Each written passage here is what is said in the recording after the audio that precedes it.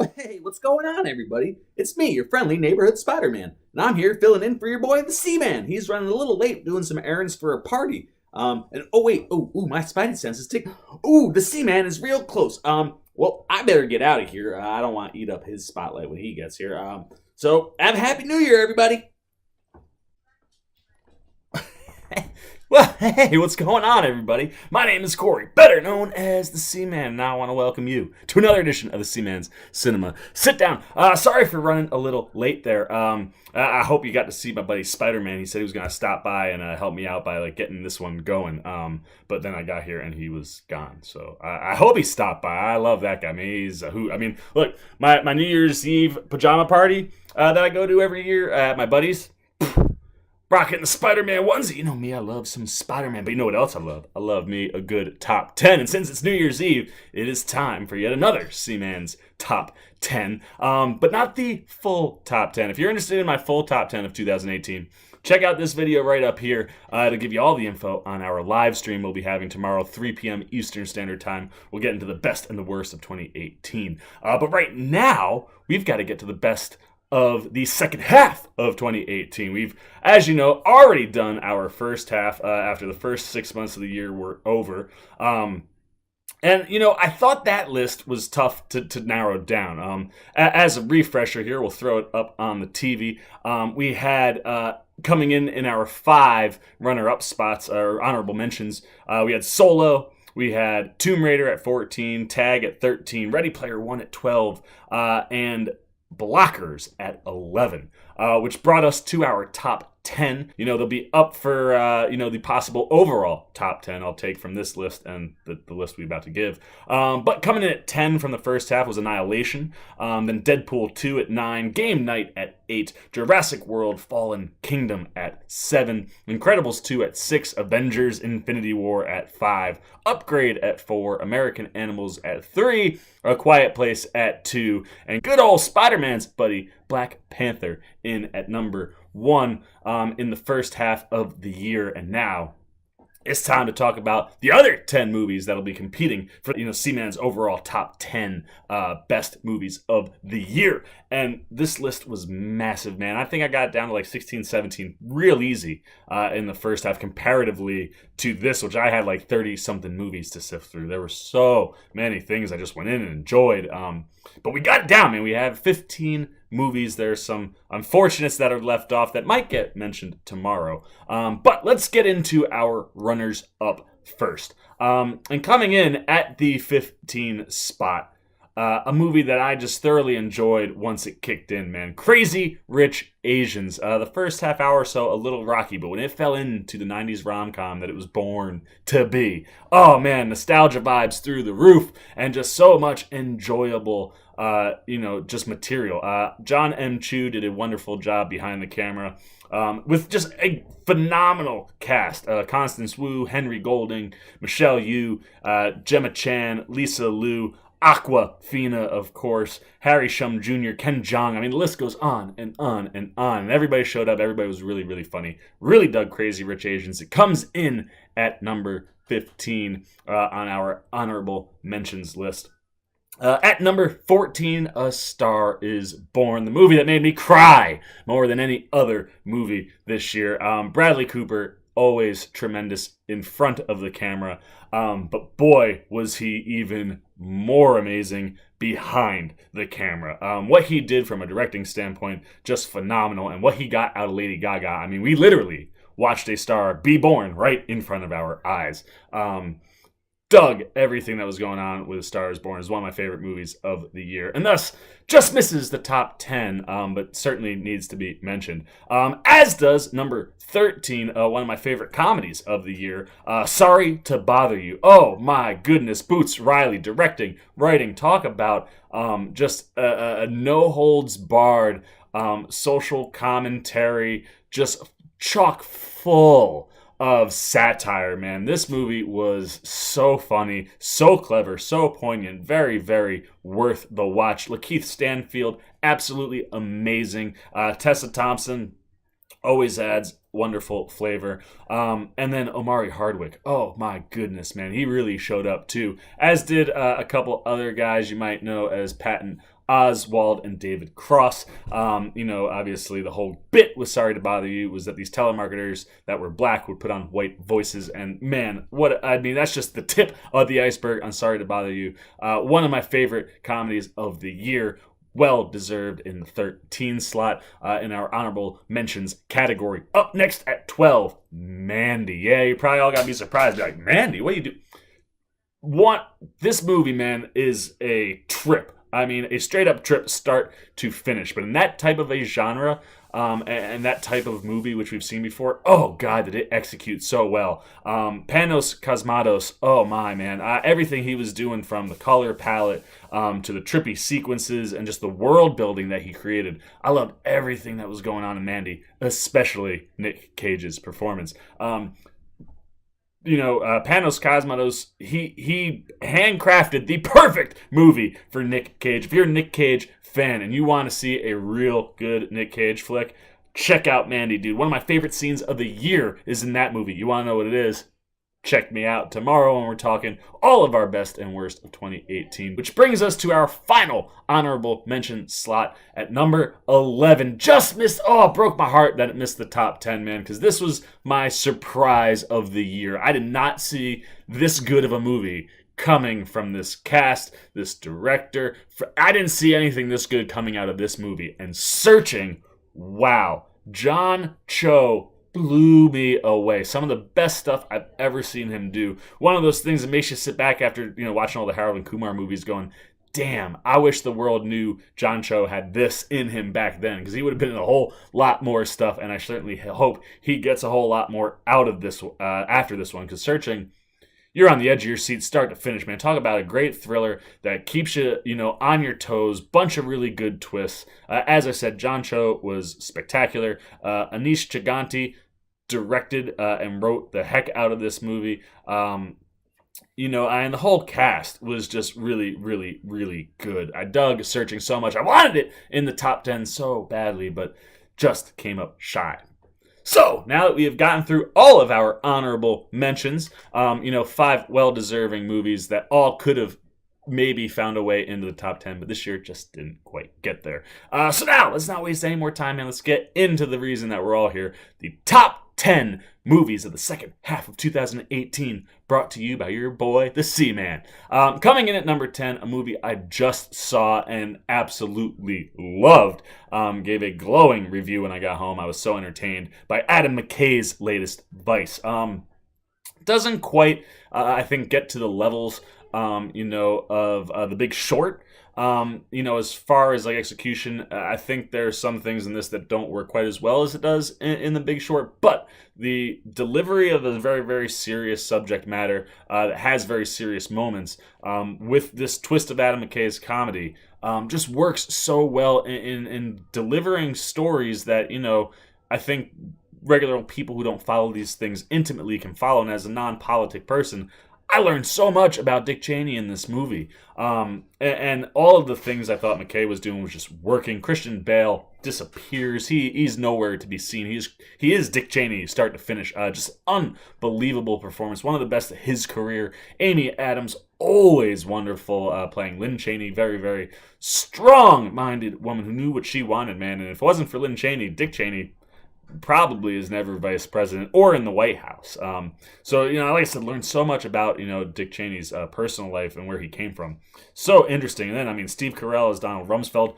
That dude having himself a heck of a year, too. Just knocking out really good movie after really good movie. A couple of his were, in the conversation for this top 10. But this is the one that slips in at the 10 spot. I love Steve Carell in this. Sam Rockwell as G.W.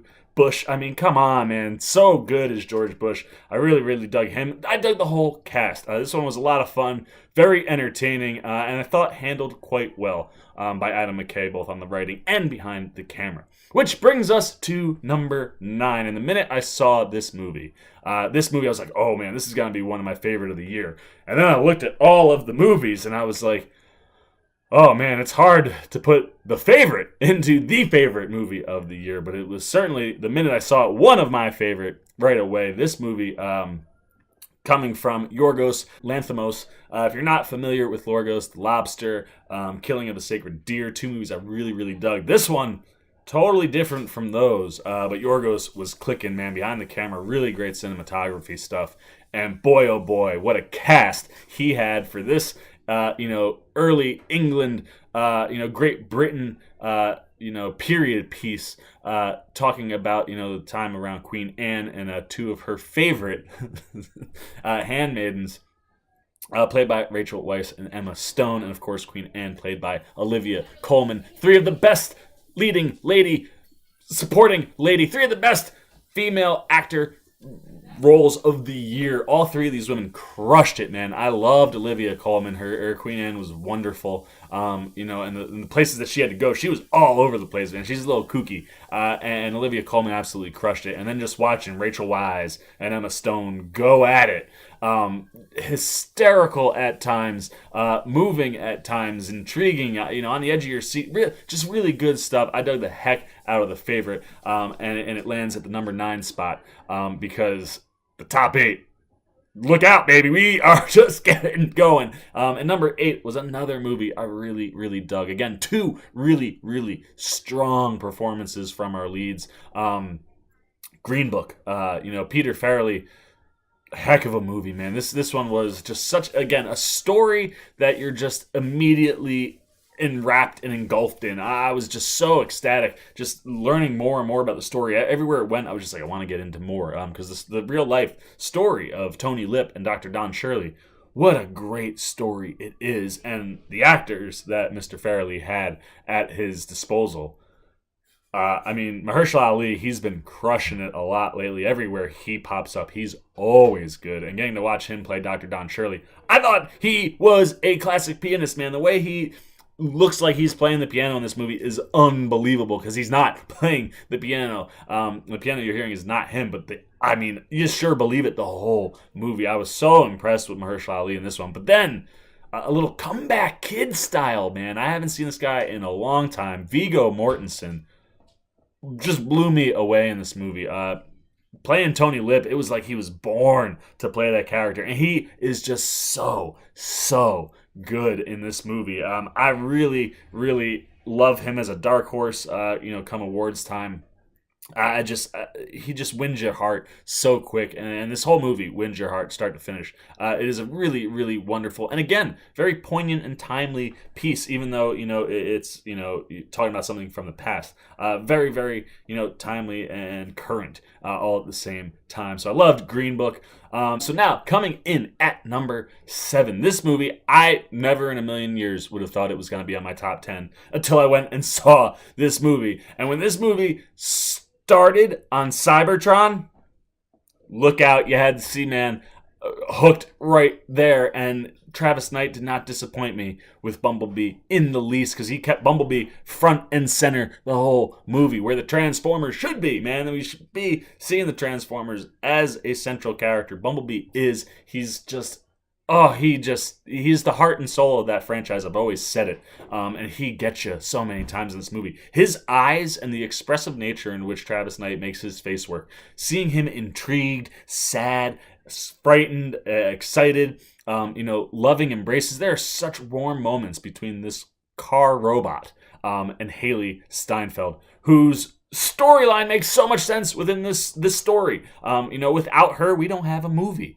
And the way in which they use, Haley Steinfeld, it worked so much better than I think what we've had in any other Transformers movies. We saw Optimus Prime, and he didn't have lips. That alone should just tell you that this movie should be in the top 10. And coming in at number 7, I loved Bumblebee. I think it's the best installment that Transformers has had yet. I think it sets up a really interesting place for this franchise to go if it decides to take the risk of telling a full Transformers story start to finish. We don't have to bring Haley Steinfeld along. I wouldn't be mad at it, but it's not necessary where the movie leaves off, and it would be great to see them actually go. And let's get more Cybertron action. I really, really dug Bumblebee. I was very, very happy that I was not duped by really good trailers this time with a Transformers movie. Which brings us to number 6. And another, kind of blast from the past, only this time behind the camera. Spike Lee back with Black Klansman. What another just fantastic movie. The year is full of fantastic movies. And Black Klansman, again, very poignant, very timely. Spike certainly illustrates that, when he references Charlottesville toward the end of the movie, and brings it in a way to tell this story at a perfect time to tell it. And then the story is really, really entertaining. And Spike does a really good job of balancing the heavy and the dark stuff with the entertaining stuff. I mean, when we see Topher Grace as David Duke in this movie, one, excellent performance from Topher Grace, but two, David Duke is like the epitome of evil, man. The words, the things that come out of his mouth, very much like our lead, Ron Stallworth has said in interviews, like talking to him was terrifying to hold these conversations because the things that come out of his mouth are so evil and so vile, and he believes them so wholeheartedly. He's a terrifying man, and Spike Lee and Topher Grace do a really good job of depicting this guy that seemed like he could be kind of buddy-buddy and easy to win you over, but when you listen to the things that come out of his mouth, terrifying. Then throw in the fact that this movie is about a black man duping the Klan into believing that he is actually a white guy, for an undercover police investigation. John David Washington was amazing in this movie and the perfect pairing partner in Adam Driver. Adam Driver as Flip Zimmerman is great this whole movie. Their dynamic, the whole film is great. It's what really carries it, along with really, really wonderful shots. Really, really powerful moments that Spike delivers throughout the movie. Really dug Black Klansman. Comes in at number 6, and now on to the top 5 we move. And coming in at number 5, maybe the second biggest surprise of the year for me, and easily the biggest surprise on this list. Coming in at number 5, wait for it, you're never gonna guess it in a million years. A Simple Favor. What? I walked into this movie expecting, something that looked entertaining, and two of my favorite, leading ladies get to kind of square off in a thriller that looked like it was going to be entertaining. And Anna Kendrick and Blake Lively were both wonderful in this movie. I was shocked at how many times I was actually laughing out loud in this film. It is really, really funny at times. And both Kendrick, who we know comes from comedic movies, and Blake Lively both deliver things that are unbelievably funny. And then on the backside, they really both pull off the drama and the serious tones of this movie quite well. Both of their characters are just designed and built for them, and they shine so big in this movie. And then another guy that's just really digging this year, Henry Golding, from a movie that just missed our list, Crazy Rich Asians. He pops up in here and is also excellent once again. But Paul Feig does a great job behind the camera, moving this movie. The pacing is wonderful. You're never not entertained or not interested or intrigued at what's going on screen. And Jessica Sharzer and Darcy Bell, who wrote the book, and Sharzer the screenplay, you combine that material and what Sharzer put together adapting the book from Darcy Bell.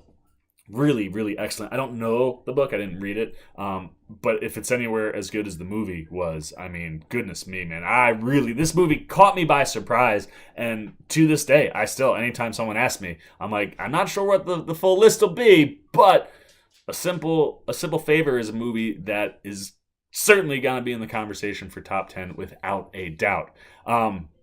Which brings us to number 4, which had some of my favorite visual feats of the entire year. This movie proved why certain movies need to be seen in IMAX. Mission Impossible Fallout. Wow, man. Christopher McQuarrie and Tom Cruise teaming up yet again in this franchise and yet again topping everything that they've done together to this point. This is, for me, the perfect Mission Impossible movie. Ethan Hunt is on the ropes, in a way that's very, very serious, and all of the mistakes and things that he's done in the past kind of weighing on him and playing into what's going on. It's just a wonderful character arc for him, start to finish. Henry Cavill is an absolutely excellent villain as August Walker, and watching the two of these guys team up for a little bit because they had to, and then eventually square off. so good, and the visuals are beyond stunning. Like I said, this is a movie that had to be seen in IMAX. If you did not get to see this in IMAX, I'm very sorry for you. You must feel the way I did when I did not see Avatar in IMAX 3D, because the shots in this movie, I mean, there are scenes. You have a halo jump at the beginning you forget about by the time you get to the end. That's like just death defying and breathtaking to watch. One of the best motorcycle chases I've ever seen in my life. I think all motorcycle chases from here on out will be, that's the bar, right? And this movie is the bar for motorcycle chases. Then an unbelievable foot chase. I mean, we had every chase you could get with Tom Cruise in this movie, and then a really, really spectacular finale where he is flying a helicopter all alone, man. There are cameras set up specifically to show you that Tom Cruise is the only person in this helicopter flying this thing. And the things that he is willing to do on camera, I mean, hundreds of halo jumps, I mean, you name it. The things this guy does for these movies, it really just continually pays off. And then just surround him with the excellent cast. So many familiar faces that we love. Ving Rhames back as Luther Stickle. I love Luther so much, and Ving Rhames has two real hard-hitting, heavy emotional punch moments in this movie. Simon Pegg back as Benji Dunn, always excellent. I love his and Ethan's relationship. And then the two big twists, man, something that Mission Impossible never does. Brings back one of its leading ladies in Rebecca Ferguson as Isla Faust. She's wonderful. And then our main villain is once again Sean Harris as Solomon Lane. They were just absolutely fantastic, both of them. I love Rebecca Ferguson. If you want to move on from Tom, or if Tom Cruise ever wants to move on from these movies, Rebecca Ferguson is the person I think you have to take over. Jeremy Renner not showing up in this one, scheduling conflict. Another guy that, of course, was supposed to take this over. I totally would be fine with that, but Rebecca Ferguson, I love her in these movies. And she gets benched a little bit, but when she finally does get to shine, goodness me, does she have one heck of a moment in this movie. Alec Baldwin gets a really, really nice moment, where you're just like, oh, dude, you can tell he's having his Mission Impossible moment right now, and he's enjoying the living heck out of it. Throw in also Angela Bassett, who shows up for the first time as kind of like the person to counter Alec Baldwin, and she's always wonderful. Vanessa Kirby from The Crown lights up the screen, man. I was like, ooh, I could watch Tom Cruise and Vanessa Kirby on screen together in a Mission Impossible movie again for sure. I really dug what she did. Someone that, if we continue, I hope the White Widow pops up again, because I really dug her. And then, of course, Michelle Monaghan also pops back up in this one, and has a really, really wonderful moment herself. Mission Impossible, just spectacular start to finish, coming in at number 4, which brings us to number 3, and again, a movie that I never in a million years thought would be on this list, and yet this is one of the best movies of the entire year. It is an absolute visual feat. It's the best visuals you will get all year long. Just absolutely mind-blowing what I watched. Many people have said Avatar underwater, and I would have to agree. Aquaman! That's right, I'm saying Aquaman at the 3 spot in the second half of the year. Goodness gracious, man. James Wan got to just go for it and got to make a James Wan movie, and it paid off, man. This thing is beautiful start to finish. It's a little lengthy, it's 220. A lot of story, but man, did it just create a massive, wonderful world that DC now owns, man. They own the sea the way Marvel took to space. And I hope James Wan, like James Gunn, gets to just control everything that's underwater. This movie's fantastic, man. Jason Momoa crushes it. He's so charming, so charismatic. I say that about a lot of guys in movies on this list, but he is, man. He has cheesy lines in this movie, like where he comes on to like the submarine at the beginning, and he turns and he's like, "Permission to come aboard," and women behind me were all like, "Oh yeah!" I'm like, that's why you get Jason Momoa to play this role, because those types of lines work so well with who he is, and it feels so authentic that it just allows him to bring this character to life in a way we've never seen. Amber Heard, also, I thought fantastic. James Wan did a really, really good job of protecting his actors in this movie and putting them in spots where they thrive.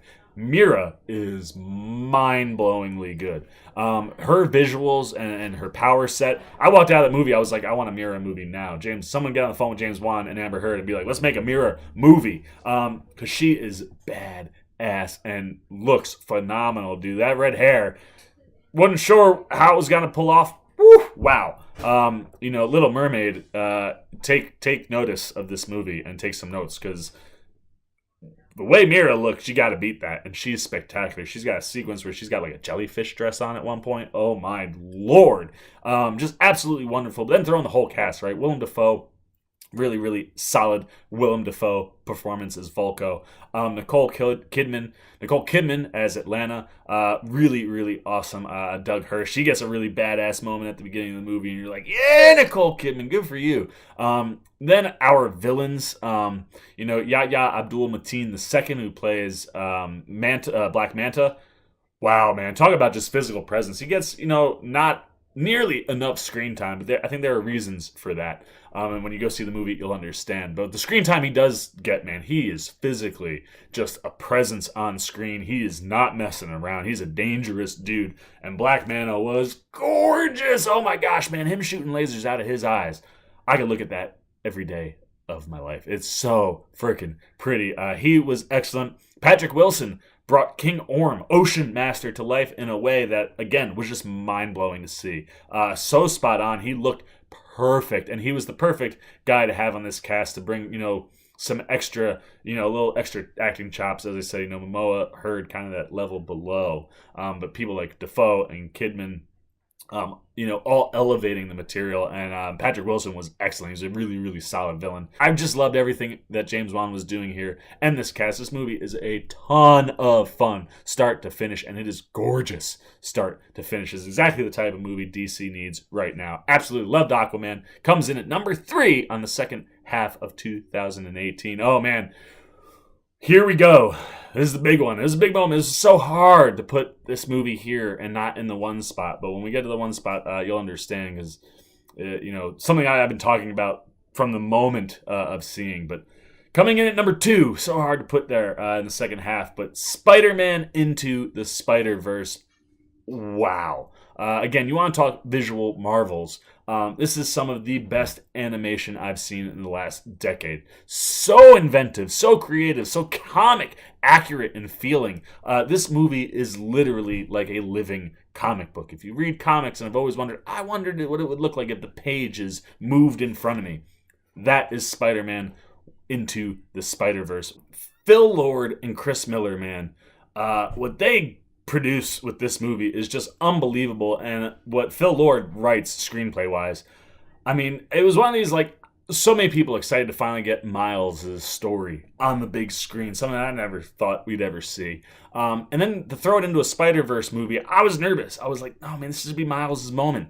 And somehow, some way, man, Phil Lord and Rodney Rotham, who wrote the movie together, figured out a way to do a Spider-Verse movie and yet also have it be an unbelievable origin movie for Miles. It is Miles' story start to finish. It's so comic accurate, man. There are so many things from the comics that hit in this movie. Like I said, the animation is amazing.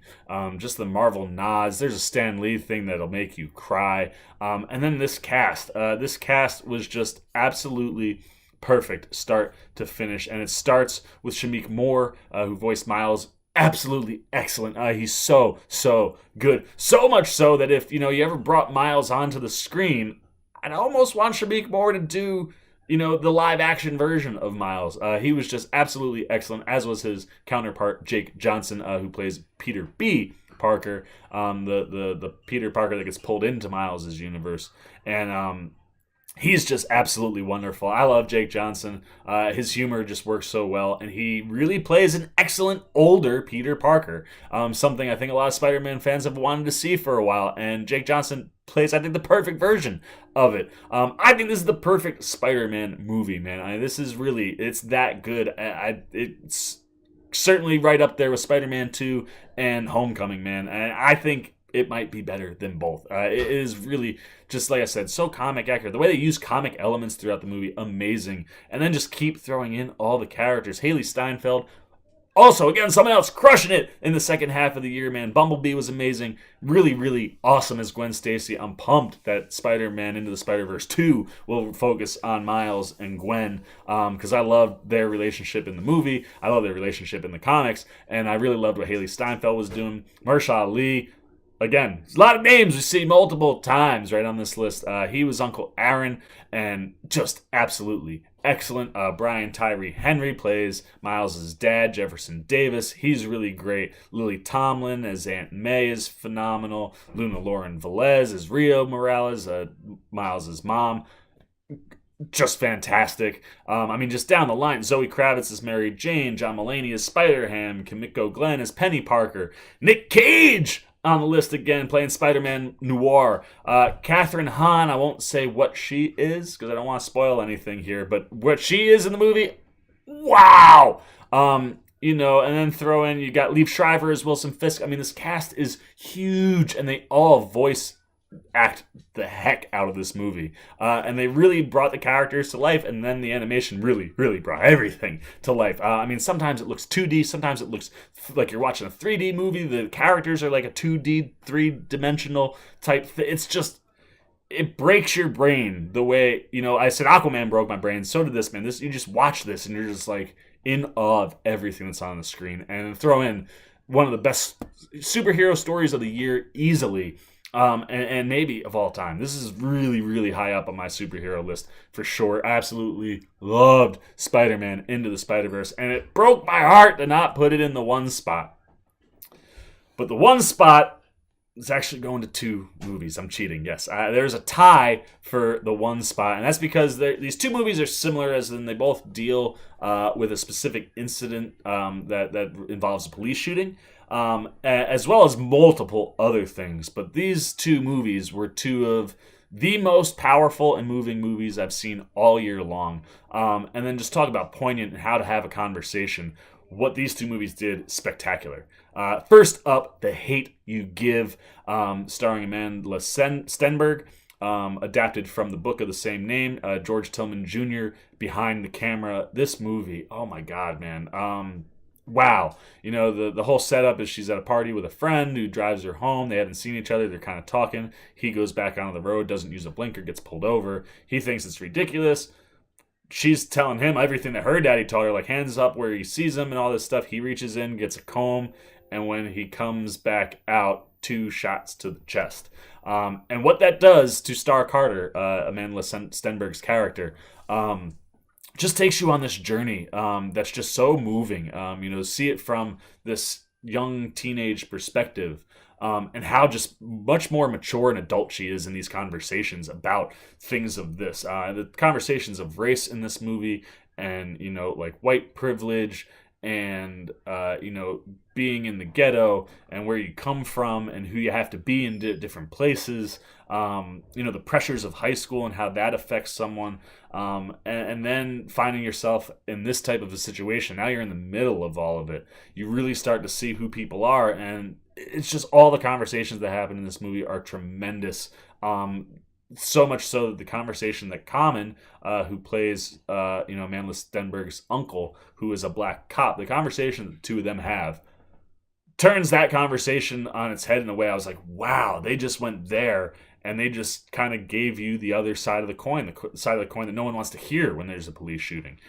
And then another thing drops, and you're like, wow. Like, it puts in perspective, just the general mentality in these types of areas that police officers have. And it's heartbreaking, and it's touching, and it's moving, and it's emotional. The whole cast is phenomenal. Regina Hall, Russell Hornsby, Anthony Mackie, Common, Issa Rae. The list goes on and on. Everybody that shows up in this movie is really, really spectacular, and everything this movie does is just super poignant. It has a point. It has something to say. It knows what its message is, and it drives home all of these conversations and things that have been so important throughout the last couple of years. Just drives them home in a way that connects with an entire audience. It doesn't exclude anybody. You don't have to be a black person to like this movie. You don't have to be a white person to like this movie. You don't have to be anything but a person. And the conversation and the way the story is told, that could very, very well, target a specific audience, tells it in a way that the whole audience can get it. And it was absolutely spectacular. I walked out and I was like, wow, that was just as good as the other movie that we have in the number one spot. And the minute I saw this movie and the minute I walked out, I said, this could be the movie of the year. Oh, it's so frustrating to see it not being talked about at all come award show time. This is a really, really small scale production, definition of an indie movie, and had a very, very small release. So it wasn't seen by as many people as some of the other movies that have been in there. But Blind Spotting, I was blown away 5 minutes into the movie, and by the time you get to the end, you're like just picking all of the pieces of yourself up off the floor because you're just like completely blown to bits by the story, by the way that the conversations that are had. Raphael Casal and David Diggs wrote the movie together. They're also the two leads. David Diggs playing Colin, who's 3-4 days away from probation being over, and Raphael Casal plays his best friend Miles. A guy who puts him in situations that you might not want to be in when you're almost at the end of your probation run. And then throw in driving home one day, he witnesses a police shooting, and what that does to him mentally throughout the whole movie. It just so well executed by David Diggs. Same with Raphael Casal and the conversations they have. It's focused in Oakland, so there's a lot of conversations about old Oakland and new Oakland and gentrification that are just phenomenal. It captures the city, I think, so well and so authentic, especially coming from two kids from Oakland. Then look at the performances. I mean, like I said, David Diggs is just amazing. He is just continually on an uphill climb the whole movie. Like he's never not peaking. Every time you see him, he is peaking all the way up to the end. And when you get to the peak of this movie, prepare to just bawl and be blown away. And the end of this movie is unbelievable. It's not just David Diggs. It features another character who just does all of the acting on his face, and it's some of the most powerful stuff in the whole movie. Again, really, really poignant conversation, and really well handled and talked about in ways we haven't seen. When you talk about police shootings, you talk about black versus white, the conversation about the N-word in this movie. Wow, talk about spinning that conversation on its head in a way that you'd never seen in a movie, and just executed so well, which comes right out of another conversation that also happens around then about guns, that you just sit there, and it's like one of the most terrifying moments of the whole movie. You're literally on the edge of your seat holding your breath the whole time. I can go on and on. Everybody in this movie, everybody that was involved is spectacular. It's going to be real tough battle between these two and Black Panther, the number one movies. It is going to be a rough fight to get the ultimate C-Man number one slot, but these two movies certainly are throwing some major haymakers Black Panther's way. They were just, like I said, both movies absolutely spectacular. The conversations that are had so poignant and executed better than I've ever seen in any other movie. So these very, very, like I said, important movies I think that everybody should see and that are told in a way that everyone can consume them, understand them, get where people are coming from, and it's messages that are important that people should know. So definitely check out The Hate You Give and Blind Spotting, my number one picks. Both in the number one slot and a tie, very similar in nature, but very, very different at the same time. Excellent movies. Round out my top 10 of the second half of 2018. Woo! It feels good to have that over. So much so, man. It's the new year. So I want Happy New Year. We're just, yeah. Woo, woo, woo, woo. Oh, man, we're just shooting the webbing everywhere. Movies have been so good this year. I've had so much fun. The second half of the year, I'm glad it's over. That's for sure, man. It was so hard to get down to this top 10. I'm so excited. I mean, I'm breaking my web shooters, but we're just having a real fun time, man. It's New Year's Eve. I really do hope everybody has a very safe and very fun, enjoyable evening. Happy New Year's to you all. We will see you tomorrow, 3 p.m., live stream. Best and worst of the year with your boy, the C-Man. You've just seen the top 10 of the second half. We've also got the top 10 from the first half. Put them together, and somewhere in that 21 movies, we will have 10 final movies. Oh, man, I'm excited. I can't wait to share that with you guys tomorrow. Thank you so much for sticking around for the top 10 of the second half. If you've made it all the way to the end of this 30-plus minute video, congratulations. I hope most of you use the chapter markers that'll be down below. But I hope you enjoyed it, man. That's my second half of the year's top 10. Be on the lookout tomorrow for the full top 10, and we'll give you the worst of the year too, man. A really good time. I love the end of the year. So many good movies. So thank you so much for joining me and letting me just talk and talk and talk. I've talked so damn much. It's your turn, man. I want to know your top 10 of the second half. which movies did you like? How did you think my top 10 did? Where would you have moved or placed other things? Let me know all of that down below in the comments. As always, if you enjoyed this video, please give me a thumbs up. And if you're new here, hit that subscribe and little bell so you get alerts every time I make a new video. For the Seaman's Cinema Sit Down, I'm the Seaman, and I'm signing off. Peace. Well. If you aren't still here, looking for something else to check out that's Seaman related, why don't you check out a video like this guy or this guy? And if you really want to help the Seaman out in year 2, hit that subscribe button and come join the Cinema Sit Down Squad, kids. You know what to do. See ya.